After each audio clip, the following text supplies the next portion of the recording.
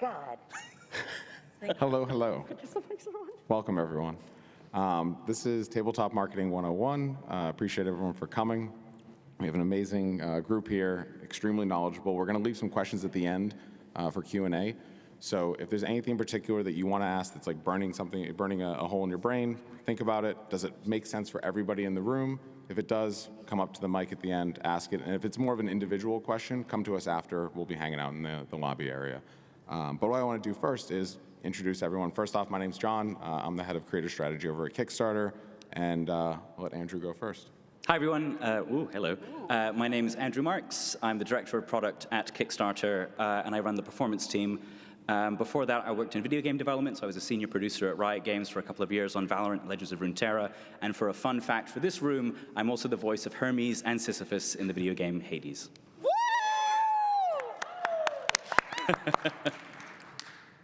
I don't have anything that fun. I can't. Hi, I'm Suzanne Sheldon.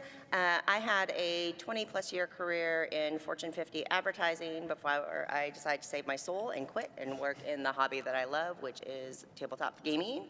I am the head of marketing, or the master of fireworks, for a company called Restoration Games. I've run campaigns on BackerKit. I think I was the first person to run a crowdfunding campaign on Kickstarter, GameFound, and BackerKit's crowdfunding platform. I've run 5 multi-million-dollar campaigns over the last 5 years, and I've worked with all of these lovely people, and they're amazing. They're all amazing. Hi, I'm Kira Peevely. I'm the CEO of Roxley Games and founder of Off Duty Ninja. I haven't counted. The last time I counted was over 80 campaigns in my career that I've worked on, mostly on Kickstarter. That's growing because of the new platforms, of course. And lots of big ones, Terraforming Mars, Dice Throne, all the Roxley campaigns, of course, and having a lot of fun with it. Looking forward to being a part of this panel today. Awesome. Hey, everyone. My name is Kyle Puller. I'm the founder and director of Pulling Power Media, a marketing company that focuses mostly on tabletop games. We've done, I think, over 120 crowdfunding campaigns, and now we're focused on both crowdfunding as well as web store and ongoing marketing for games. So that's what we've done. Nice. Awesome. Thank you. So the first thing I want to do, and you all kind of touched on this a little bit, but was I want to see how you each got into the industry of like marketing and getting to your knowledge. And I know some people, for me, it was a little bit out of necessity and just like curiosity, but I want to hear how everyone kind of got into that. And let's start with Kyle down there. Sure. It's got a lot to do with the people on this panel.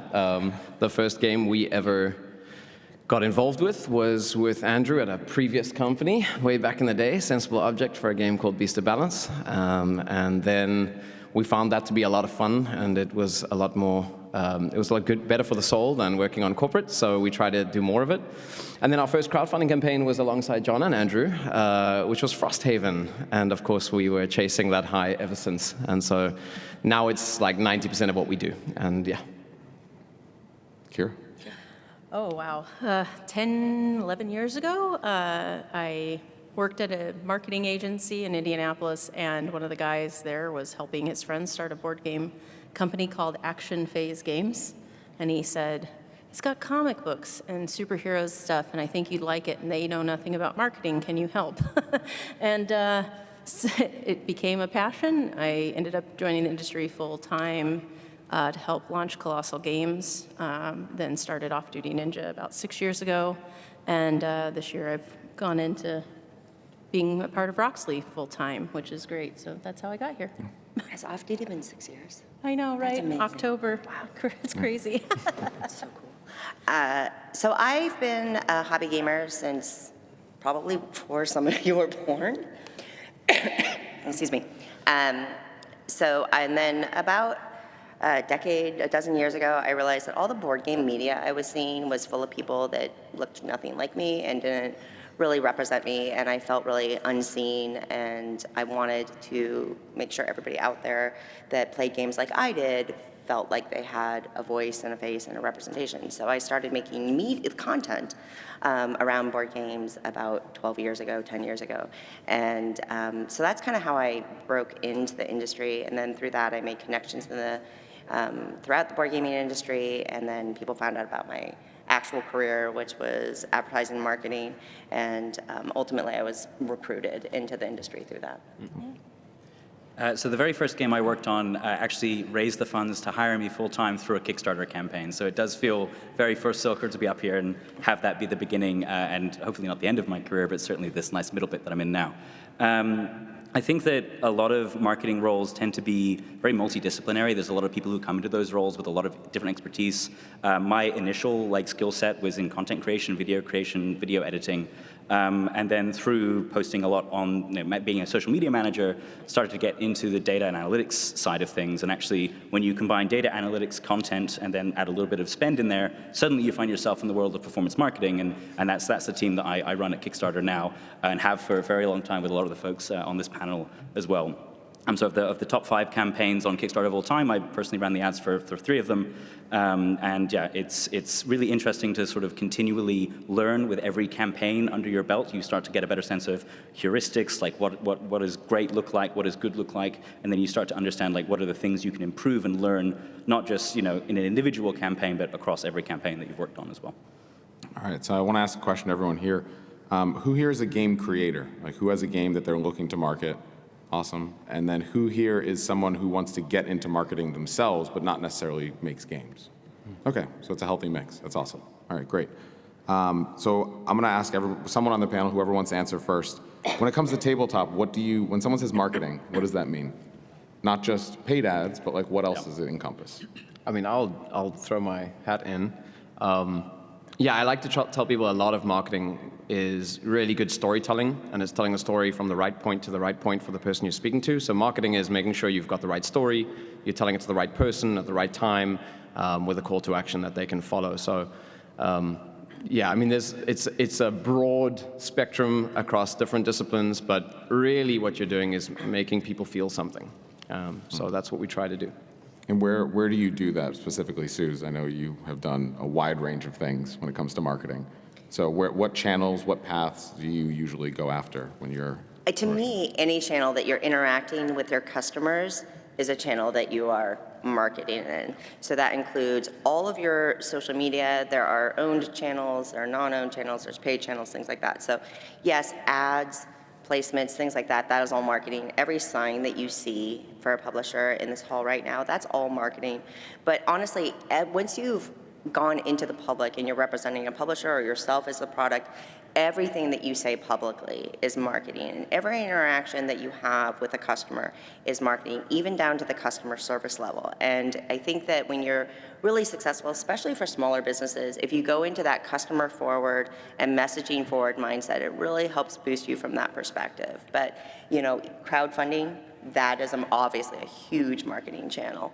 Social media, your website, your personal socials, unfortunately, in this kind of environment, all of that are channels that you're going to be marketing in. And to jump on that as well, I think you have all of these different channels that you can use to communicate with your potential customers and your players and your active community. But I think the real thing that you need to aim for is coherence.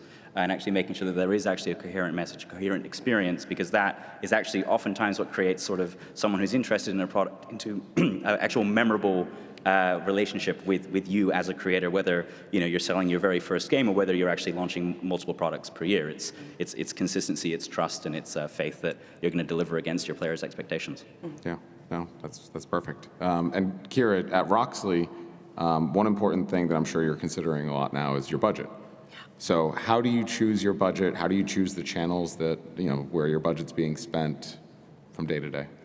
I mean, you get this question all the time. It's like, what should I spend? What is that cadence? And it's, when you're getting started, this is the hardest thing. And, through Off Duty Ninja and through Roxley are two different things, right? Mm-hmm. We have a lot of people who are coming to us as first-time game designers at Off Duty Ninja, or people trying to get started and get their game out there. The marketing budget's a lot smaller because it has to be. But generally speaking, I like to throw out, should be 10% of what you're raising, typically. Seems like a good number to use as an average, but ultimately is, what are we trying to do with this game, and how are we going to put what we need to into it to get it out there, and then looking at that number against what we are raising so that we keep the profit good for the company and can continue to make games, right? And Andrew, when it comes to paid ads, how do you approach that when someone comes to you and goes, hey, I want to spend $50,000? Yeah. What's your answer there? Well, it's really important to understand that in marketing, there's like fixed costs that, you've spent it and that money is spent, and then there's variable costs or performance costs. One of the ways, at least, to take a crowdfunding lens, it's a similar heuristic, right? Typically, performance marketing can contribute between 10 to 20% of the overall raise of a particular project. And the way that you set your budget based on that is, well, what kind of return on your ad dollar spent do you want to get? So to work back from some simple numbers, if you want to raise $100,000 on Kickstarter, well, ads could raise between $10,000 to $20,000 of that. Well, to figure out what your budget for that's going to be, well, call it a 3.33x return on ad spend. That means you spend $3,000 to get to your first 10,000, which is 10% of your overall raise. The other thing to consider is that you don't want to save all of that marketing budget for your live campaign. So critically is that spend and marketing activity that you do before your campaign in that pre-campaign phase to build awareness, to build up the confidence that when you hit go, your crowd, your community is going to turn up for you. I think that's a really good point too, Andrew, because a lot of people are thinking about, well, I got to get ready for launch, and all my money is getting towards launch, and they're not thinking about pre-launch and the tail that you need for pre-launch, which is a lot longer. So you do have to consider your time as part of your marketing budget as well. I mean, I consider the pre-launch, if you just in the lens of crowdfunding, campaigns are made, the success or failure of a campaign is made in the pre-launch period. The launch period is about how successful you can make it. But success, that's determined from before you go live. I try to drill that in. I'd also, just based on what you were saying, and aside from the budget discussion, if you were saying, okay, I'm getting ready for launch, what I want to spend, you have missed a critical window for marketing. Your marketing should start months in advance of any kind of crowdfunding or any kind of a release activity. And depending on the size and the scale of your business, like you're like, oh, well, what if I have $50,000 to spend? And I mean, I know that there are a lot of publishers out there that'll be like, $50,000, holy crap. For smaller people, for people who are just starting out, I have seen, especially in the board game industry, because of the nature of games and because of the nature of social media, you can do so much work. You can get so much return for free, for no ad spend, but it does take that time investment. But it can help balance, and it's something critical, and that should be starting months and months in advance. So an example I have from PAX is that last night there was an event called the Night Market. And that was an expo, a Tokyo Game Market-inspired expo that somebody organized that allowed 20 independent designers to bring their handmade games, 20 to 50 copies a piece, to sell them. He did no paid marketing. He did no everything. What he started is he started talking about it in social spaces that shared common interests months ago and drummed in interest. They had to have a line queue management last night, and they stopped counting at like 500 people that came through for that. So start early and balance your budget with your time investment, for sure. Well, to that point too, it's a really good point, because marketing isn't always about spending money, and it is about spending time and building a community. So as an example, we didn't tell anybody we were gonna have a new game here at PAX for you to check out. It is in playtest mode still, and people are seeing it for the first time. What we found is that when you let people be a part of the experience early, so going to your local shows, going to your local game stores, and playing those prototypes with people starts to build a community that gets excited about your game and helps you with word-of-mouth marketing, which is critical when you're first starting out, and it continues to be critical throughout the entire process, no matter how big you get. When I started out, I was scared shitless that I was going to put my game that was made of paper and whatever in front of people and have them tear it apart, but it's so important to just get it in front of people and keep going. So that goes into another question that, Kyle, I want to ask you is when you are approached by folks and they want to hire you, like where do you guide them from, hey, you should work with us, maybe you should hire someone internally, maybe you should just do it yourself? Like, how do you help them make that decision when you talk to folks? Sure, so to contextualize that, this is what we do as an agency. We do performance marketing outside of crowdfunding. We support crowdfunding through Kickstarter, and we have a creative team that does animation, and we do web and a bunch of other things. I think the first question I ask is, what else are you doing and what else have you done? And that's not to talk myself out of work, but all these activities are crucial. Any of them in isolation is almost a waste. I think you've got to think about your grassroots community and what you're doing for people when they walk in the door. You've got to think about your IRL presence and if people can see you, that's a trust builder. You've got to think about running ads. You've got to think about PR or earned media where speaking to people who might find it interesting, who might cover you without you having to pay. And so when folks come to me and they say, we want to run ads, we've got a campaign, or we're doing a pre-release campaign, we're a pre-order campaign, and they just want to run ads and they're not doing anything else, I usually say, you should meet Kira and you should chat to Kira about stuff at Off Duty Ninja. Or I ask a few questions just to find out, because a lot of people think they've heard something about, these ads did really well for this campaign, and they start to see it as a silver bullet, and there's no silver bullet. The best campaigns I've ever run, I can't take all the credit for, because the people running the campaign have done a lot of other work to create the conditions for success where our ads could kill it, or our creatives could shine, or there was a community. I mean, I do some work with Suzanne, and the Unmatched community is enormous and rabid and loud, and we share a piece of art that's animated for the first time, and it's everywhere. That doesn't happen if you don't have a community and you run an ad. It's just another moving picture on the internet. So I push a lot of creators back from working with us when I feel like they're of the belief that they can just do ads, or they can just make a pretty picture and it's going to sell everything. So yeah, it's often a sense check in the beginning. Some people have it figured out and they already have a lot going for them, and they know what they need, and others have heard about ads and they think it's just pump money in, money comes out, and it's not really how it works. Well, If I could- how often, just because I know it happens a lot, how often do you get a message in the middle of a campaign? Yeah, that's the best. Hey, we've got 10 days left. We're hoping to run ads. Sorry. So if you're waiting till the campaign is about to start or has started to make your plan, you've waited too long. So Exactly. When it comes to at least the advertising side of it, I would say you want to start at least 3 to 6 months ahead of time with what your plan is going to be. 3 months is pushing tight, wouldn't you say? I mean, Yeah. so I've got this thing that they say, when should we launch? And sometimes I send them to John and say, he knows a lot more than I do about the cycle and when people are on the platform. But I don't like launch dates when people haven't done it before. I like launch following numbers, because that hidden number that if you have a mark that you want to hit from a revenue perspective or from a sales perspective, then dates are not the launch criteria. Following and life signs are the launch criteria. So dates are helpful to force you to kind of get your act together, because if it's but yeah, that's something I push a lot for, is, okay, what are the other markers we can create? Like, what are the benchmarks we can hit that we know, okay, we're ready for launch because we've done this and we've done that, and we've got the following and the conversations are hot. Now's a good time to launch. So. Absolutely. Do you have something? Or I was just going to say, I think the biggest mistake that early creators or first-time creators make is to launch too early. And I just really emphasize that point, because, once you launch, and if you haven't got all your ducks in a row, it's live, it's happening, particularly in the context of crowdfunding, when you've got that limited time window to really tell your story and engage with your potential backers. So. Yeah. I actually have a question for the audience. Is, again, show of hands, how many people here are really looking at crowdfunding as a path to producing? And how many people are looking at more direct or traditional methods to producing?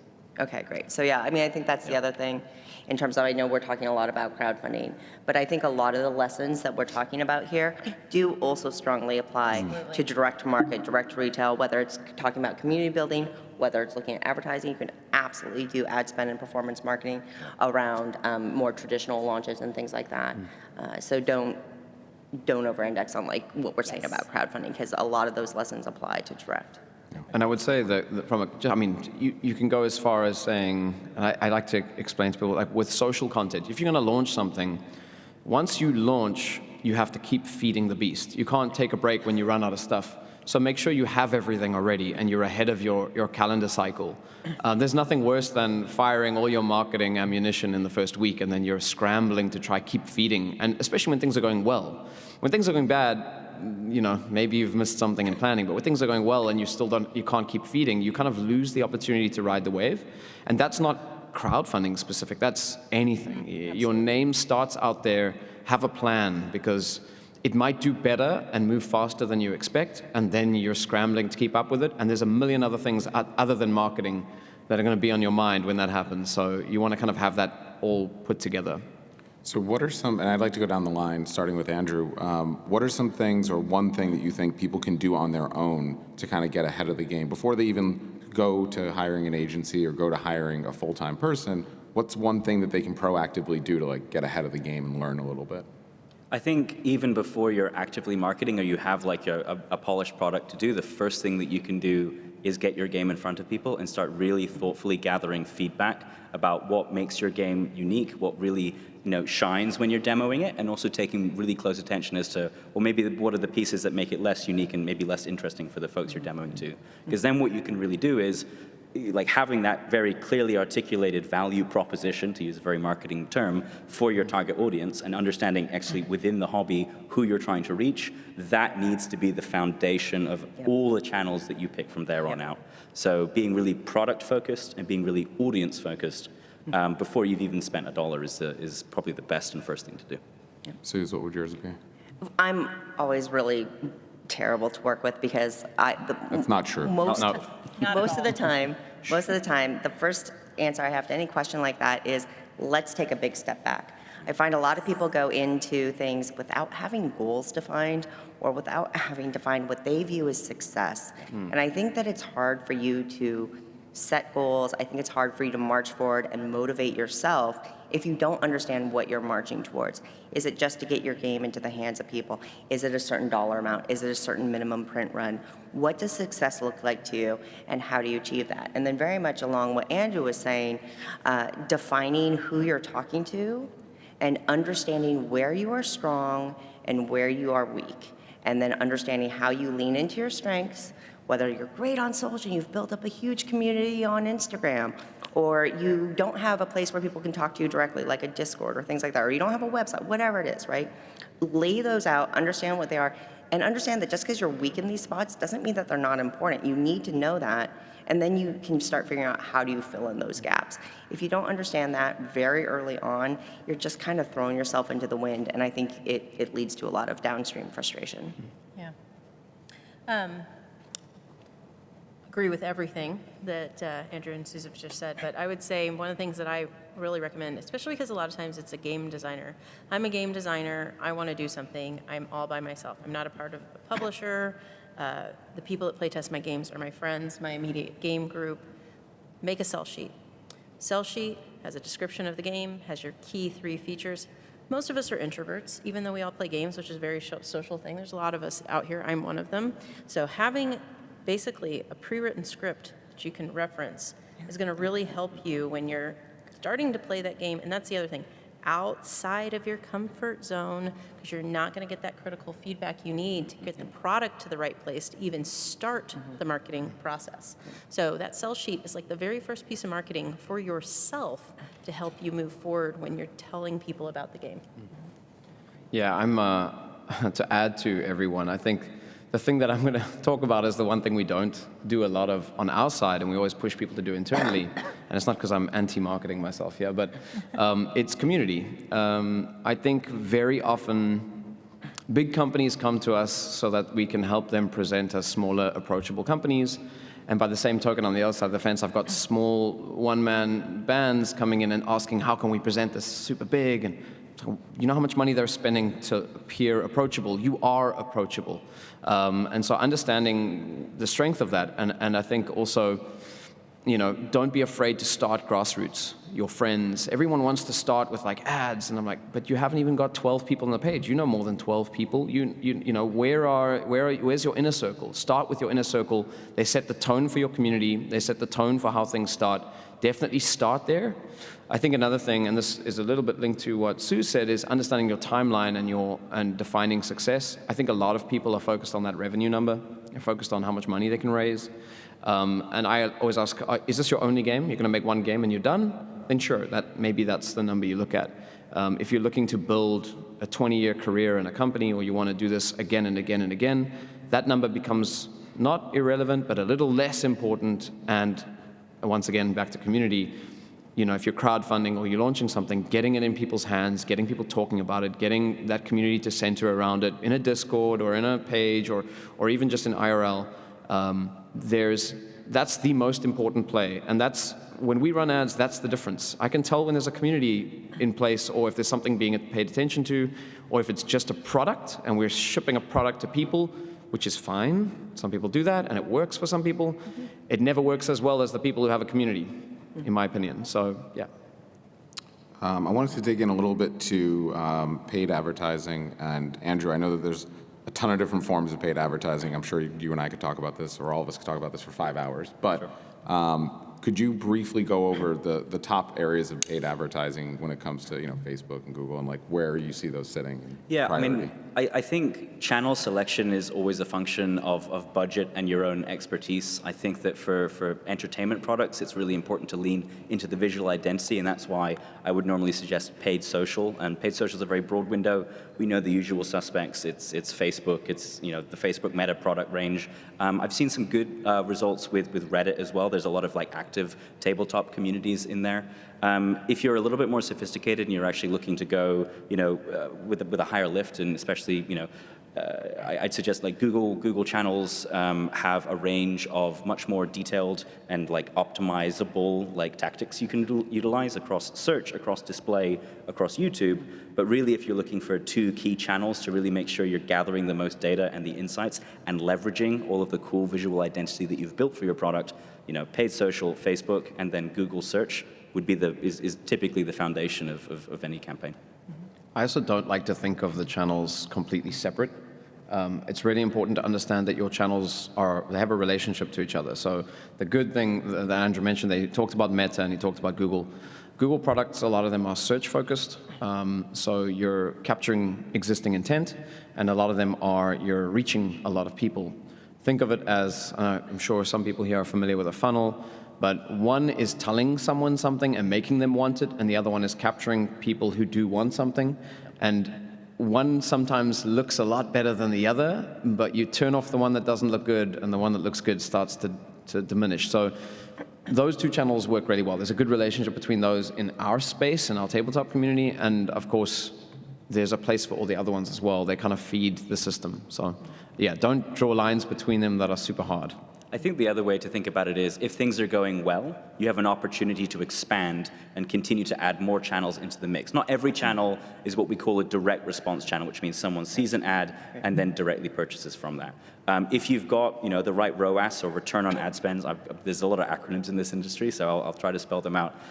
If you've got a healthy mix there and things are profitable, you have the ability to mix in new channels that maybe are less direct response, but are building, as Kyle says, that top of that funnel, that awareness in your target audience. And Suze, as a publisher, how do you look at those choices? Do you just go, Kyle, do whatever you want? Or do you get on a call, and how do you go through that? I will tell you, I definitely ever say that. Yeah, no. No, I think I think there are some really good general rules, and I think Andrew covered off on that really, really well.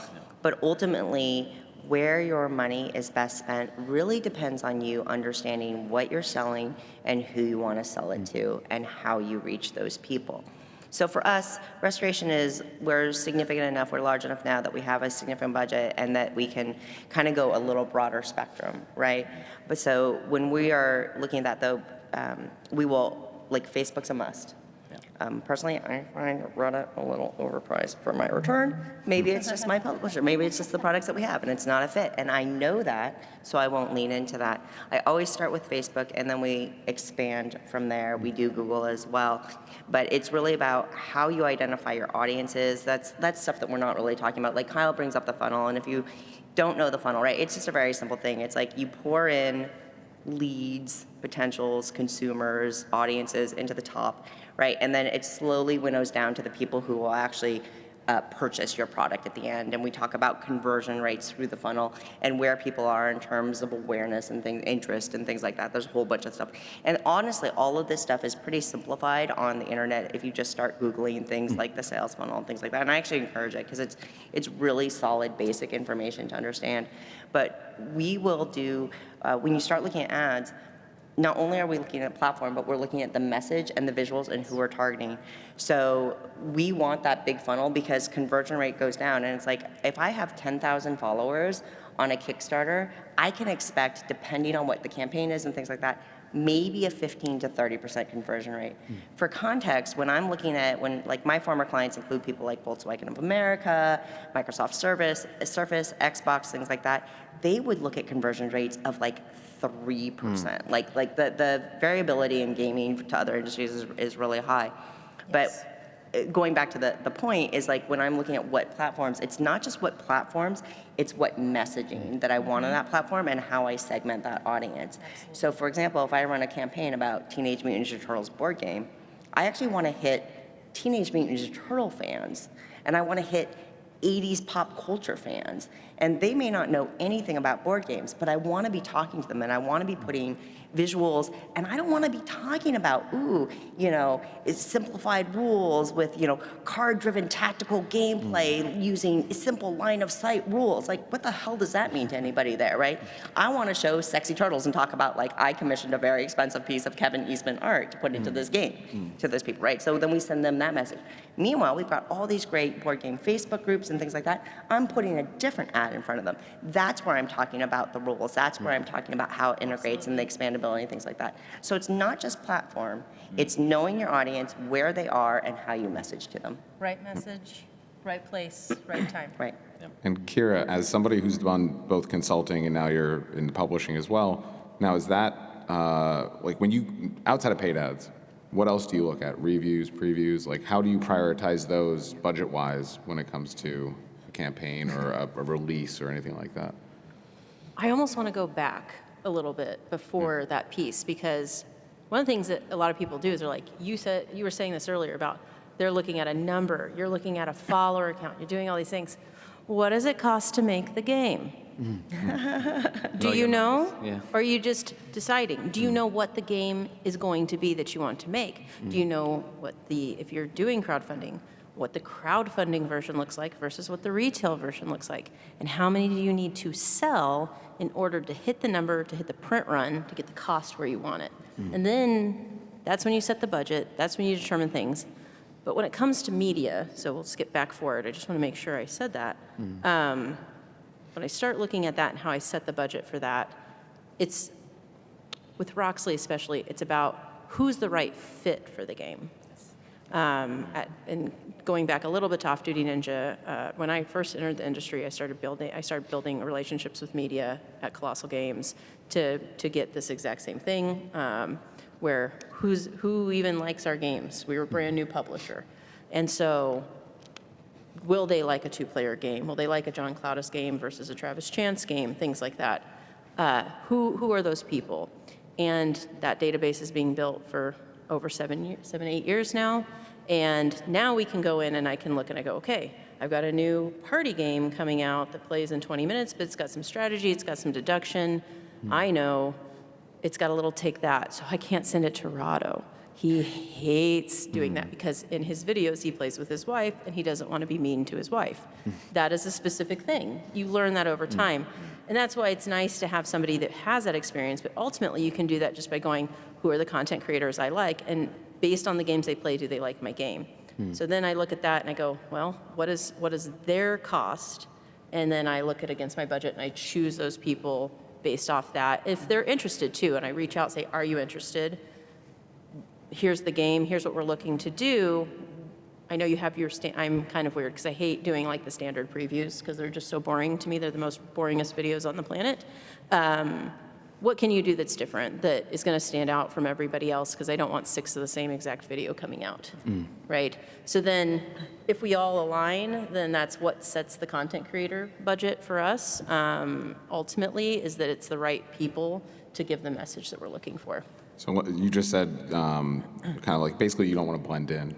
Correct. And earlier, Kyle, you mentioned you don't want to be another moving picture on the internet. Yeah. Which I think that's okay. I like moving pictures on the internet. Well, we make a lot of them, so. Yeah. But that brings us to creative. And how do you utilize creative to set yourself apart, whether it comes from ads? I mean, the cover of your game is marketing. Like, that sells your game because that's everywhere. But when it comes to creative in the form of marketing, like, how do you approach that? Well, there's a guy in the crowd who's my creative director somewhere.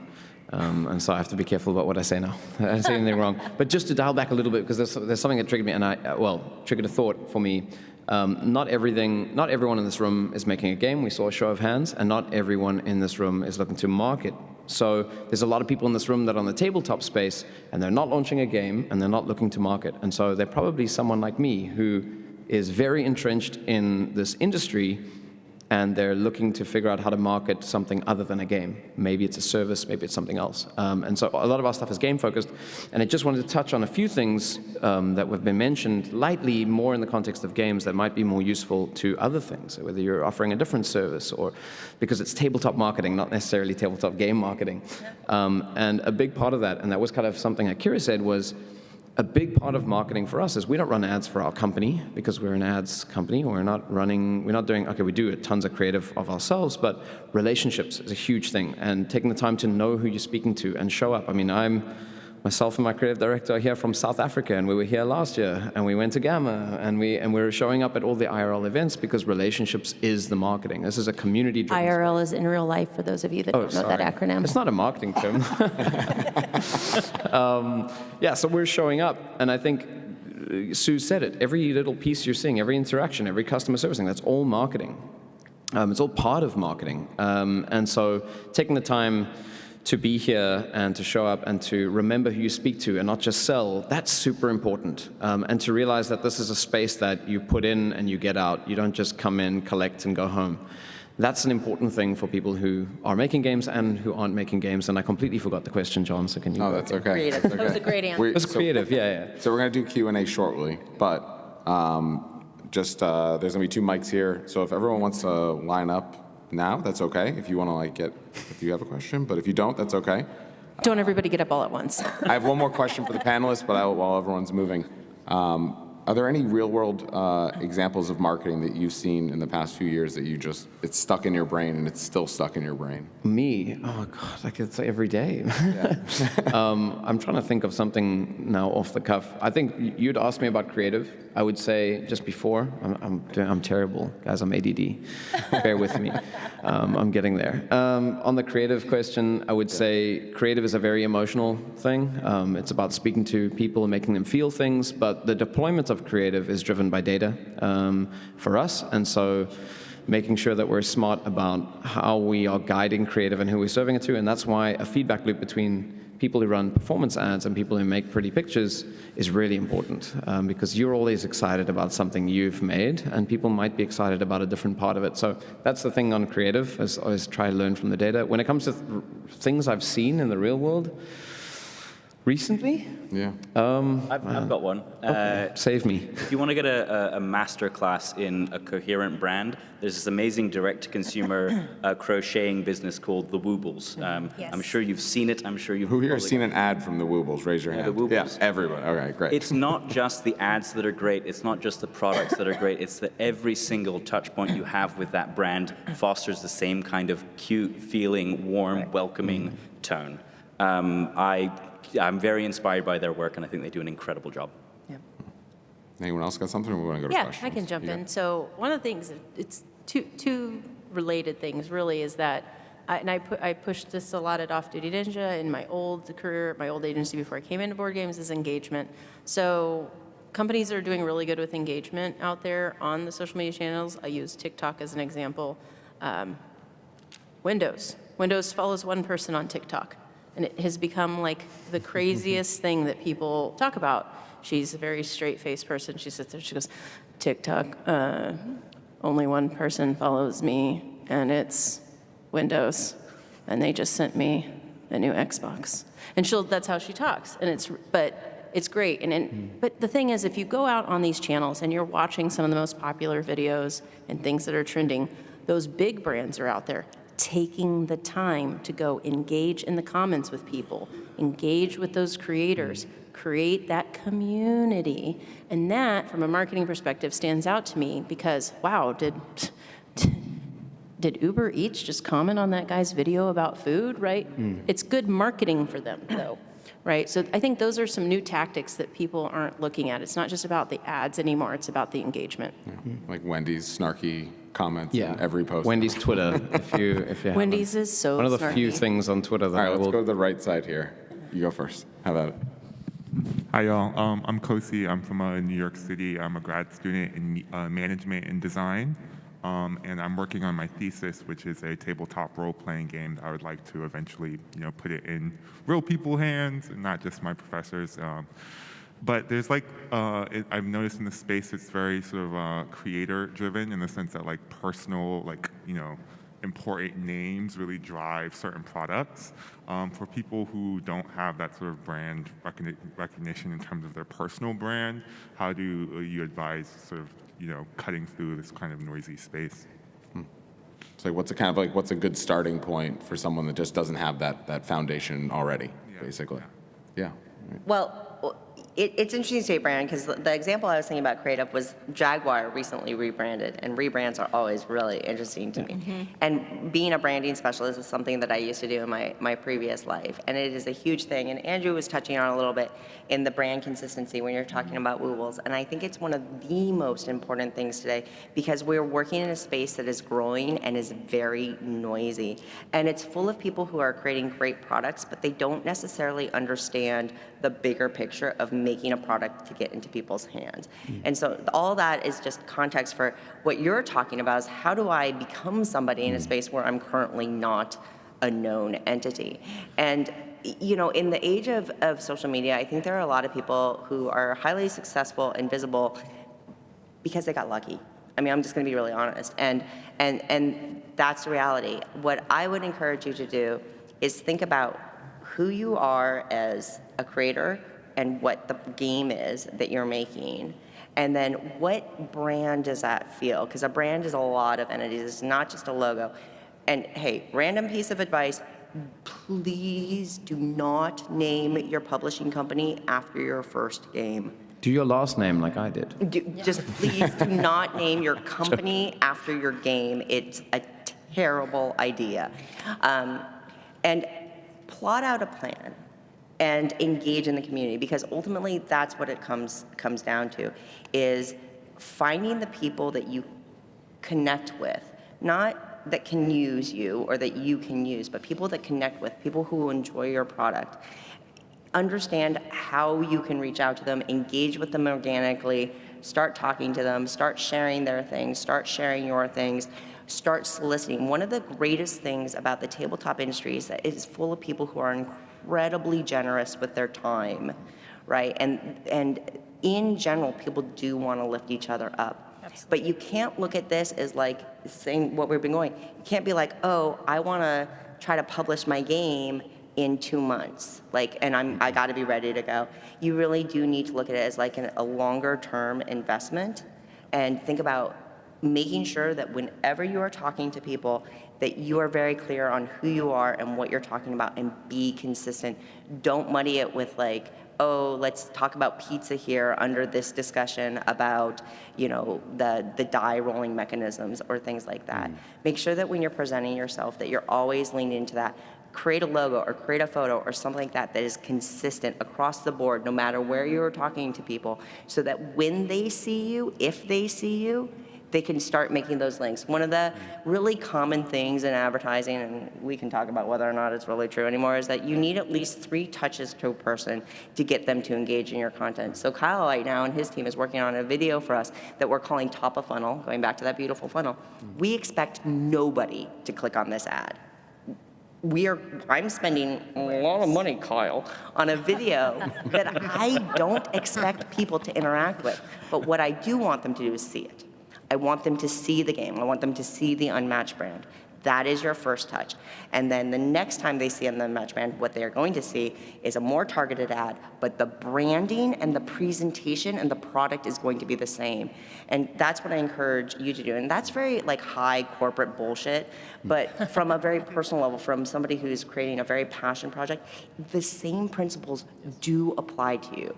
Identify who you are, identify who the game is, and who wants it and who you can reach out to, and then be very, very consistent in that presentation.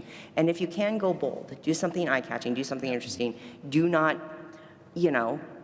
think about all the game names, think about all the publisher names out there, and what a lot of them, 50% of them have something in common, and it gets very hard to distinguish. So that's why you're starting to see things like Sea Cow Publishing. And Animal acronym? yeah, Games.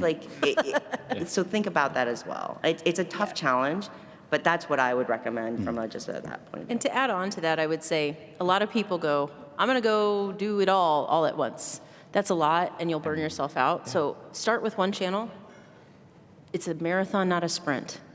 So if you're trying to build a brand for yourself, start in the channel that you're already on, that you're most comfortable. If you're an Instagram person, cool. I'm going to start sharing stories. I'm going to start sharing reels. I'm going to share pictures of my behind the scenes, what I'm doing with my professor, all of these things. And then once you're comfortable there, then maybe try Blue Sky next. That's a growing tabletop community right now. So that's a great ton one. of opportunity on Blue Sky. for Tons of tabletop opportunity to people. get in a ton early right now because you're early. on Blue Sky and things like that. So don't feel like you have to go, I got to be TikTok, YouTube, this, that, the other thing. I got to start a blog. No. Start with where you're comfortable and grow when you're ready.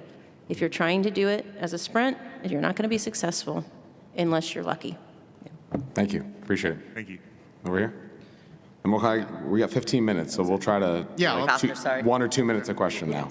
Go for it. Yeah, so I'm from the group that's trying to get into marketing in the board gaming industry and just really struggling. Like, I have a corporate background, and I am just not being recognized when I apply for everything. You know, putting a lot of heart and effort and soul into these applications, not getting any callbacks or anything.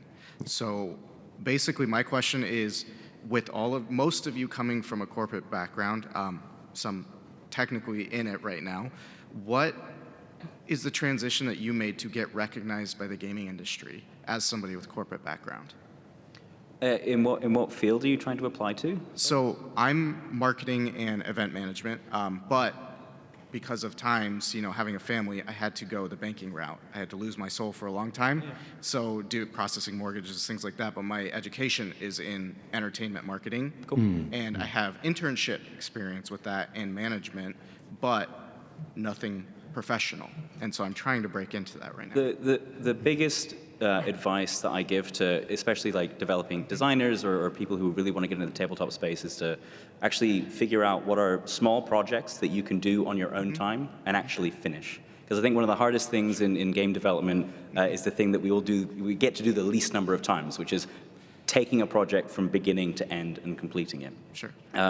And particularly if you're looking for applications and people are reviewing your pieces, like showing that you have a presence and that you are engaging with the industry and in different disciplines that are supportive of that, and being able to scope small. Like, don't start your dream project as your first project. Figure out what's a small scope thing, constrain yourself with components, make it a deck of cards, half a deck of cards, figure out what you can do there, because then you are going to get better at all of the things that happen at the beginning, middle, and end of a project. And showing that you've done that enough times and over time is hugely credible for any designer or any hiring manager looking in a game field. 15-second add-on. From the marketing perspective, join the Tabletop Games Jobs group on Facebook. You're already there, but talk.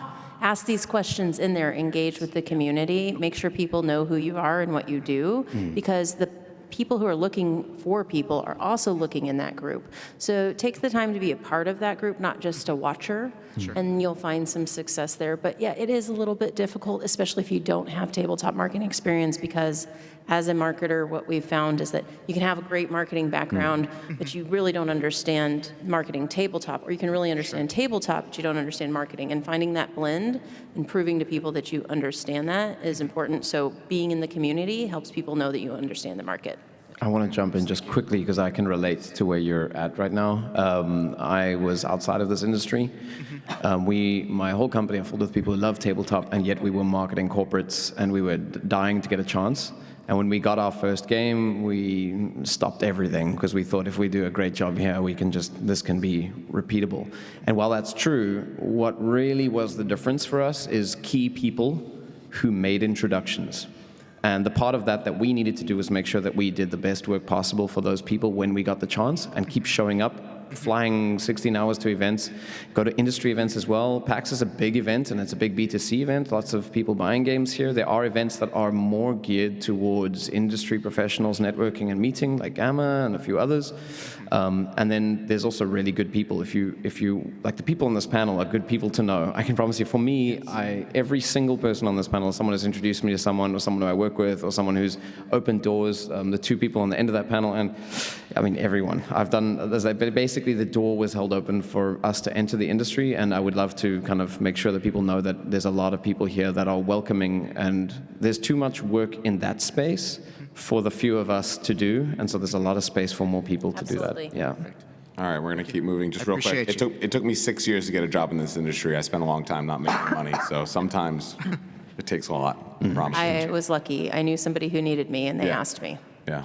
All right, over here. Now we're going to go down to 1 minute a question. All right, 1 Maybe a minute. little All more. right, Go. my name's Doug. I run a small company called Smidgen Games. I just started it. Our debut game was going to hit Kickstarter, but after playtesting it with a bunch of publishers here, they said it's ready for retail. A little nervous for that. How do we, as individuals going right to retail, talk to Target, Barnes & Noble without going through the Kickstarter route? Jesus. Do you have a distributor partner yet? We were thinking maybe either Panda or What's Game. With who? What's Games? Okay. Yeah. That's your manufacturer. Oh, we would be publishing it, yeah. Maybe come to us after. We'll talk, because that's a Yeah, long let's talk a little bit more about it. But, yeah. but big box, it's going to be virtually impossible for you to pitch to big box independently. So Unless you have we'll need somebody- to talk about like Yeah. industry groups that you would have to work through. Okay, If cool. you want Yeah. that. I'll talk to you guys. Thanks. Absolutely. Over here. Hello, I work on a immersive video chat meets virtual tabletop software, so a little bit more iterative than kind of like launching a big Kickstarter and as a software project. And it's early, and I'm kind of like trying to, since the pandemic, it's become sort of a bit more of a crowded niche, the virtual tabletop space. So I'm curious to hear your kind of advice on how to discover, how to like enter a crowded niche and position yourself amongst a crowded niche market, as in tabletop space, especially as I have the affordance to be iterative and learn about it. So in the past, I had a lot of experience working with software developers and producers and marketing those things. And I think that there are challenges, but there are advantages as well. And one of those things is that your cost to produce a single item is cheap. And so along with what Andrew was saying much earlier on, you must understand how your product is different and what it gives to the people who can use it. And you need to finally hone that message. And then you need to invest in yourself. So find some of those people that are connected, that you think can benefit from your product, reach out to them, ask them to look at it. Asking for people for time is really, really difficult because none of us have a lot of time.